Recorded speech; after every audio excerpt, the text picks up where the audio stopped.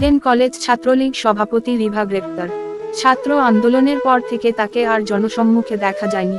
Eden college ছাত্রলীগের সভাপতি তামান্না jasmine Riva ঢাকার ইডেন মহিলা কলেজ ছাত্রলীগের সভাপতি তামান্না জেসমিন রিভাকে গ্রেপ্তার করেছে ঢাকা মহানগর গোয়েন্দা পুলিশ ডিবি।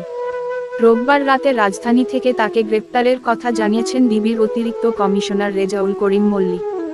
রিভার বিরুদ্ধে একাধিক মামলা থাকলেও কোন মামলায় তাকে গ্রেপ্তার দেখানো হবে তা জানাননি তিনি।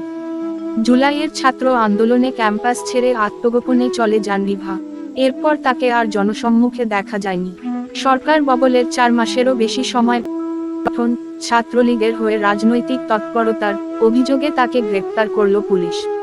নানা সময়ে বিতর্কিত কর্মকাণ্ডের জন্য আলোচিত রিভা ইডেন কলেজের মার্কেটিং বিভাগের 2009-10 শিক্ষাবর্ষের শিক্ষার্থী ছিলেন। এর আগে শনিবার রাতে ছাত্রলীগের সাবেক সহ-সভাপতি নিশিতা ইকবাল নদীকে গ্রেপ্তার করে ডিবি। পরে কলাগান থানায় সন্ত্রাসবিরোধী আইনে করা একটি মামলায় নদীকে গ্রেপ্তার দেখিয়ে রোববার আদালতে হাজির করে 2 দিনের রিমান্ডে চেয়েছে পুলিশ। আওয়ামী লীগ সরকার পতনে নেতৃত্ব দেওয়া বৈষম্যবিরোধী ছাত্র আন্দোলনের দাবির মুখে সন্ত্রাসী কাজে জড়িত থাকার অভিযোগে গত 23 অক্টোবর ছাত্রলীগকে নিষিদ্ধ ঘোষণা করেছে অন্তর্বর্তী সরকার।